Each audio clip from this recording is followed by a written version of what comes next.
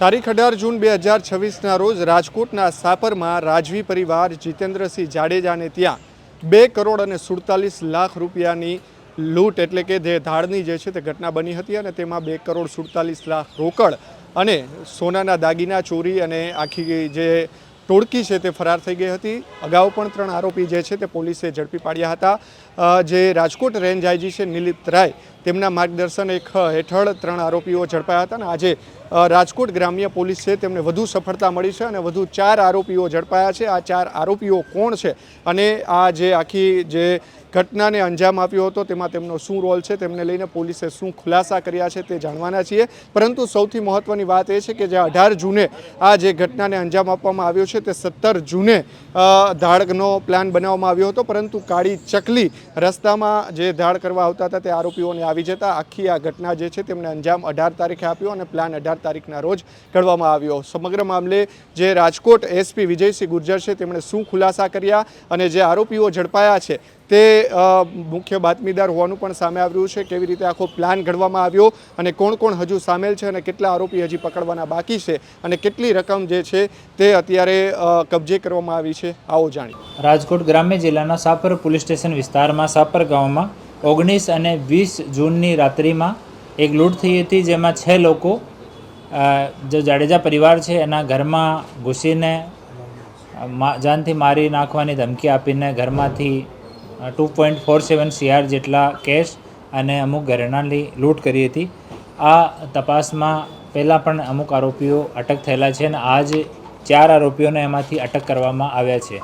આ પૂરો ઘટનાક્રમ જો છે वो આ મુજબ છે કે એક બહાદુર નજરુભાઈ બબેરિયા રહેવાસી રાણાપુર જાંબુઆ મધ્ય પ્રદેશ, આ 6 વર્ષ પહેલાં જો અરજદાર છે જીતેન્દ્રસિંહ જાડેજા એની વાડીમાં એનું એક પરમાનન્ટ ભાગ્યા છે પ્રવીણભાઈ પટેલ।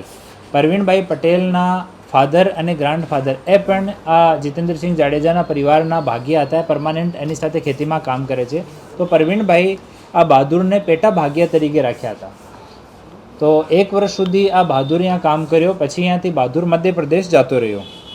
પછી જૂન મહિનામાં 6 કે 7 તારીખના રોજ જાંબુઆમાં એક મેળો ભરાયો। આ મેળામાં બહાદુર, એક સાગર મેડા, એક રાજુ એ લોકો મુલાકાત કરી આપસમાં અને એ લોકો વાત કરી કે અહીંયા સાપરમાં એક પરિવાર છે, ત્યાં બુઝુર્ગ પતિ પત્ની અહીંયા રહે છે અને એની પાસે મોટો સોનું કે ચાંદી મળી શકે। આ લોકોને ઘરેણાંની ઇન્ફોર્મેશન હતી કે ઘરેણો અહીંયા મોટી માત્રામાં મળી શકશે।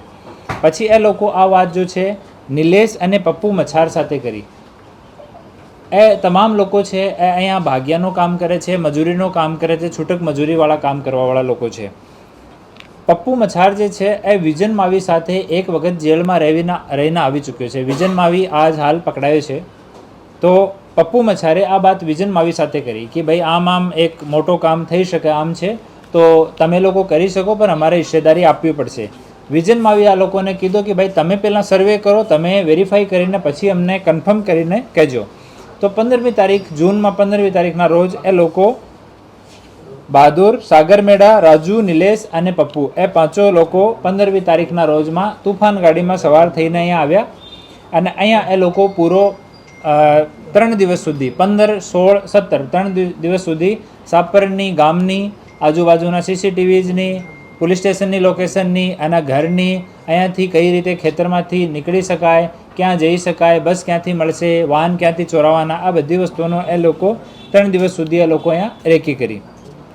રેકી કર્યા પછી 16 તારીખના રોજ એ લોકો કન્ફર્મ થઈ ગયા। તો પપ્પુ મચ્છારે વિજન માવીને રિપોર્ટ કરી દીધો કે ભાઈ અહીંયા બધું ક્લિયર છે અને અમે કન્ફર્મ છીએ કે અહીંયા મોટો માલ મળશે, તો તમે લોકો ત્યાંથી આવી શકો છો। 17મી તારીખે સવારમાં નીકળવાના હતા ત્યાંથી લોકો, પરંતુ કોઈ કાળી ચીડિયા એનાથી સામેથી નીકળી ગઈ તો એ લોકો અપશગુન માનતા હોય તો એના લીધે 17મી તારીખે એ લોકો પોસ્ટપોન કરી દીધો ત્યાંથી નીકળવાનો।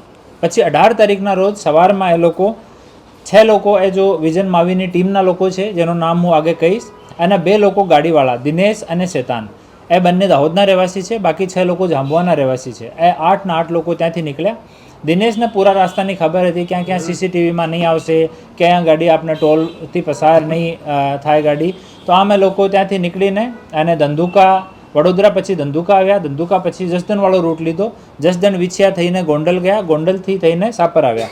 18 તારીખની રાત્રિમાં 11 વાગ્યાની આજુબાજુમાં લોકો સાપર પહોંચ્યા. ત્યાં આવીને આ વિઝનમાં આવી પોતાનો ફોન સ્વિચ ઓફ કરીને ત્યાં જ નાખી દીધો હતો. અને આ કલમસિંહ કરીને બીજો આરોપી હતો. આ કલમસિંહના ફોનથી એ લોકો પપ્પુને ફોન કર્યો કે ભાઈ આજે કરી દઈએ, પરંતુ 11 સાડા 11 થઈ ગયા હતા તો પપ્પુ ના પાડી કે આજ નહીં કરવાનું, આવતીકાલે તમે કરજો અને અહીંયા રહેવાનો પણ નહીં. તો એ લોકો અહીંયાથી નીકળીને ચોટીલા જતા રહ્યા. ચોટીલા એ 6 લોકો ખેતરમાં સૂયા જો જાંબુવાવાળા છે, અને બંને દાહોદવાળા જો ગાડી સાથે આવ્યા હતા એ લોકો બાજુમાં એક હોટલ છે, આ હોટલ ઉપર ત્યાં જ ગાડી સાઈડમાં પાર્ક કરીને ત્યાં જ એ લોકો ઊભા રહ્યા. બપોરમાં એ લોકો જો નેક્સ્ટ ડે 19 તારીખના રોજ 3 લોકો આમાંથી ત્યાંથી નીકળી ગયા. 3 લોકો ત્યાંથી નીકળીને સાપર આવી ગયા અને સાપરમાં દિવસમાં પૂરી રેકી ફરીથી જેમ એ લોકો ઇન્ફોર્મર્સ કીધો એમ ફરીથી પૂરી રેકી કરી રાજકોટ સુધી, અને પેદલ ચાલીને સાપરનો વિસ્તાર જોયો, સાપર ગામનો અને ઢોલરા ગામનો, જે સોસાયટીથી બાઇક ચોરી કરી, કયા ખેતરમાં બેસવાનો, એ બધી વસ્તુ એ લોકો દિવસમાં રેકી કરી. પછી રાત્રિમાં આ જો બોલેરો ગાડી લઈને આવ્યા હતા, બોલેરો ગાડીમાં બાકીના 5 માણસો જે ચોટીલા રોકાયા હતા એ લોકો પણ આવી ગયા 11 વાગ્યાની પછી. અને બંને લોકો જો દિનેશ અને શેતાન હતા એ ગાડીમાં જઈને આપણે બરુડી ટોલ પાર કરીને ત્યાં જ વેટ કર્યો હતો. એ લોકો કીધું કે ભાઈ તમને ફોન કરવામાં આવશે જ્યારે કામ પૂરો થઈ જશે. પછી એ લોકો ઢોલરા ગામથી થઈને ત્યાં એક ખેતરમાં 2 કલાક સુધી બેઠા રહ્યા. ત્યાં બગલમાં એક રૂમ જેવો છે ત્યાંથી એક ત્રિકમ ચોરાયો અને ત્યાંથી ખેતરના વિસ્તારમાંથી એ લોકો જઈને અને આ જો લૂંટ છે એને અંજામ આપ્યો. અંજામ આપ્યા પછી એ લોકો અહીંયાથી બહાર નીકળીને ઢોલરા ગામની બાજુમાં જે સોસાયટી છે ત્યાંથી 3 બાઇકો ચોરાઈ. 3 બાઇકોમાંથી એક બાઇક ત્યાં જ એ લોકો ડ્રોપ કરી દીધી. કેમ કે બનસિંહ અને એનો ભાઈ બંને 2 લોકો આ લૂંટમાં સામેલ હતા. તો આ બંનેને એવો આશંકા હતી કે 3 બાઇક પર અમે બે બેસવો પડશે, તો એક બાઇકવાળા કંઈ પૈસા વૈસા લઈને જતા નહીં રહે. તો એના માટે ફોર્સ કરીને એક બાઇક ત્યાં જ ઊભી કરાવીને 3 લોકો 2 બાઇક ઉપર બેસીને અને જે રૂટ એ લોકો નક્કી કર્યો હતો ત્યાંથી થઈને આપણે એરપોર્ટની બાજુમાં આરકે ઇન્ડસ્ટ્રીઝ છે ત્યાં જઈને આ બાઇક્સને પાર્ક કરી. અને ત્યાં જઈને એ લોકો સેમ જો કલમસિંહનો ફોન હતો એનાથી આ દિનેશને ફોન કરવામાં આવ્યો. દિનેશ અને શેતાન ઓલરેડી બોલેરો ગાડીમાં આ લોકોનો વેટ કરતા હતા. એ લોકો અહીંયાથી નીકળીને ગયા અને ત્યાંથી બેસાડીને બધા લોકો અને સીધા એમપી ગયા. એમપીમાં જઈને એ લોકો ત્યાં ભાગ બટવારા કર્યા. હાલ આમાં જો વિજન માવી અટક થયો છે, એના ઉપર ઓલરેડી 2 ગુના દાખલ છે. મધ્યપ્રદેશનો રહેવાસી છે અને આ મૂળ ચોરી કરવાવાળામાં હતો, મૂળ લૂંટ કરવાવાળા હતો, ઘરમાં ઘૂસ્યો હતો. અને આ વિજન માવી જો બુઝુર્ગ માણસ ત્યાં છે એને ધક્કો મારીને એની છાતી પર બેસી ગયો હતો, એને સાથે મારકૂટ કરી હતી અને મારવાની ધમકી આપી હતી. બીજા જો આજ અટક થયા છે ઓ રામેશ્વર ઉર્ફે પપ્પુ છે, એના ઉપર ઓલરેડી 7 ગુના છે. ત્રીજો રાજુ કલમસિંહ બાબોર છે. આ આપણે અહીંયા કોલીથડ ગામમાં હાલ રહે છે અને મજદૂર સપ્લાયનો એ કામ કરે છે. કોઈને જરૂરિયાત હોય લસુનમાં, પ્યાજમાં, ખેતરમાં તો ત્યાંથી લઈને મજૂરોની સપ્લાય કરે છે. આ જો તુફાન કામમાં થઈ રેકીમાં અને એક બાઇક કામમાં થઈ, આ બંને રાજુની છે. સાગરભાઈ ઉર્ફે સાગરિયા ચોથો આરોપી છે. આ એક એના ઉપર ગુના છે. તો એ 4 લોકો હાલ પકડાયા છે. આમાંથી 3 લોકો બાતમીદાર છે અને એક માણસ જો છે વિજન માવી આ એકચ્યુઅલ લૂંટ કરવાવાળી પાર્ટીમાં હતો. અગાઉ એનાથી આ બનસિંહ, શેતાન અને દિનેશ એ 3 આરોપીઓ પહેલાં પકડાયા હતા અને હાલ જો પકડવા ઉપર બાકી છે. આમાંથી કલમસિંહ બાકી છે, એના ઉપર 2 ગુના છે. કરણસિંહ ઉર્ફે મડિયા બાકી છે. મોહબ્બતસિંહ ટાંડા ધારનો રહેવાસી છે, એના ઉપર 22 ગુના છે, આ પકડવાનો બાકી છે. આલમસિંહ ઉર્ફે સુલસુલા આ ટાંડા ધારનો રહેવાસી છે, એના ઉપર 16 ગુના દાખલ છે. અને બહાદુર અને નિલેશ જો રેકી પાર્ટીમાં હતા એ 2 લોકો બાકી છે. તો આમ એટલા આરોપી હાલ પકડવાના બાકી છે. એ લોકો રાત્રિમાં અમારી એલસીબીની ટીમને ઇન્ફોર્મેશન મળી કે જે જગ્યા રાજુ કોળીથડમાં રહે છે ત્યાં આ વિઝનમાં આવી આ ઇન્ફોર્મર્સ માટે અમુક પૈસા લઈને આવવાનો છે અને ત્યાં લોકો ડિસ્ટ્રીબ્યુશન કરવાના છે. તો આ બાતમી ઉપર એએસપી નવીન રેપુડી જસદન અને એલસીબીની ટીમ અને લોકલ ટીમ જો છે એ ત્યાં પહોંચ્યા અને આ લોકો પાસેથી 12.5 લાખ જેટલો કેસ સામાન બરામદ થયો અને એક તુફાન ગાડી અને એક મોટરસાઇકલ આમાં બરામદ થઈ.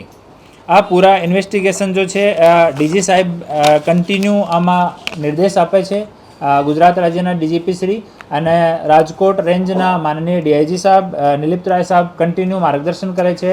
ઇન્વેસ્ટિગેશન અને ડિટેક્શનમાં કન્ટિન્યુ સાહેબનું માર્ગદર્શન અમે લોકોને મળે છે. તો આ પૂરી ટીમને મળીને હાલ આ સફળતા મળી છે. બાકીના જે આરોપીઓ બાકી છે એના માટે અમારી ટીમ કન્ટિન્યુ ટેકનિકલ અને ત્યાં બાતમીદારો મારફતે અલગ અલગ તરીકાથી અમે લોકો પ્રયાસ કરી રહ્યા છીએ.